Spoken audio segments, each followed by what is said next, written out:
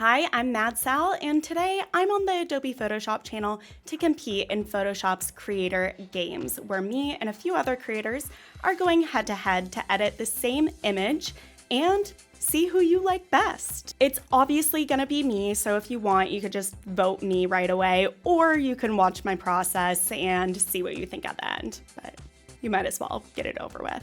I've been using Photoshop for about 15 years, starting in high school, college, creating stuff for clubs I was in, and then as time went on, I started using it more practically for work, creating graphics. And then I realized I'm really good at Photoshop and I can make anything look like reality. So I started making these satirical videos.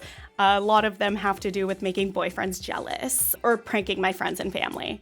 And people really seem to like it.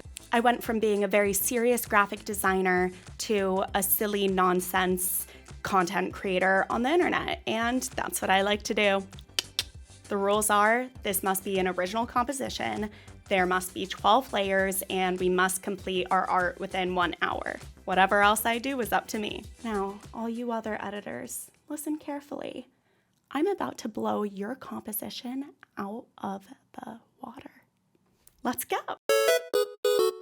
We've been given this adorable puppy kitten picture, which is so cute. This kitten looks like it's kind of in distress, but the puppy looks very brave, especially if I used Liquify to do this. Oh, so brave. Oh, so brave. So since this kitten kind of looks scared and the puppy looks so tough, I want to make it look like he's a firefighter saving the kitten from a tree, which reminds me of those inspirational cat posters that were all over classrooms in elementary school. Like, hang in there. So let's make an inspirational cat puppy poster. I want to put the puppy and the kitten each on their own layer. Believe it or not, I use a trackpad instead of a mouse. I'm just gonna remove the background. I need some room for the tree, so I'm gonna make them both much smaller. Generative fill can create whole new scenes. It's one of my favorite things to use. Let me see if I can generate a tree for this kitten to be stuck in. That looks pretty good. Oh, it's like stuck in a, oh, that's adorable. Okay, there we go.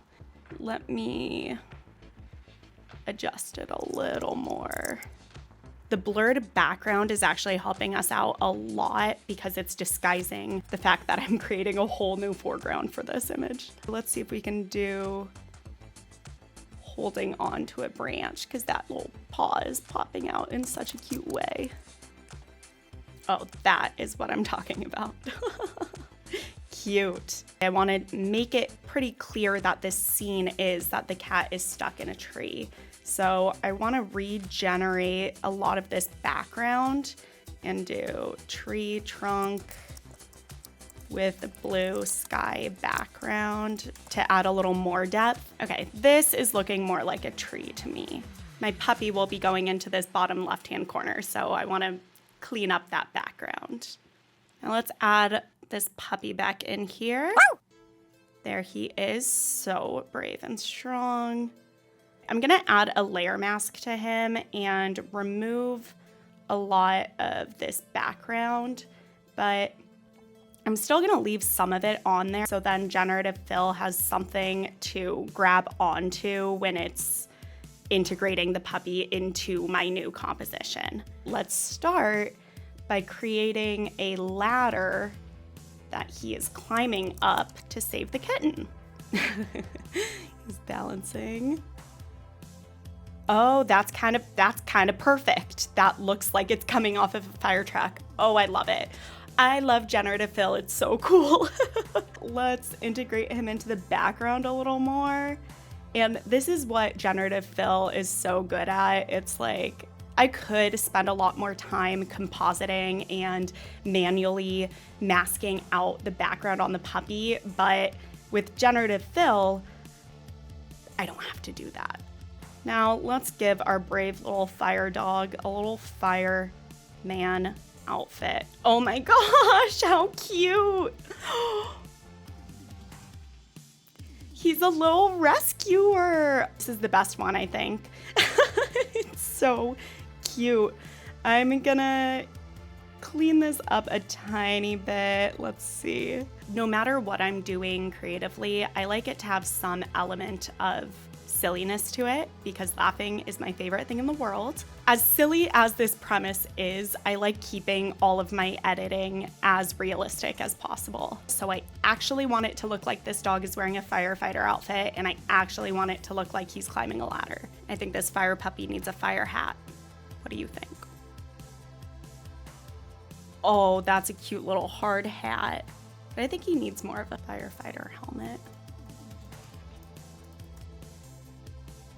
There we go. This hat is so cute, but it does not match his fit. One of my favorite new tools is the adjustment brush, which allows you to paint right onto your image, and it will create a masked out adjustment layer for you. And now I can just paint onto my image and it will automatically adjust wherever I want. I'd say that's looking pretty cute. But because I'm me, I still like to use generative fill to kind of blend this all together in case any of my spills don't look too good. There's some little smudge on his arm here, so I'm going to use the clone stamp to get that out. I'm loving how this is looking, so now let's add a black border to it and make it look like an inspirational poster. What inspirational quote should I add to this? I'm going with lend a helping paw. Comment below if you have a better one. I think that looks pretty cute. I might actually get this printed for my office. It's adorable and inspiring. How do you think I did? Was it positively adorable? Go check out Photoshop and make some inspirational puppy kitten posters of your own.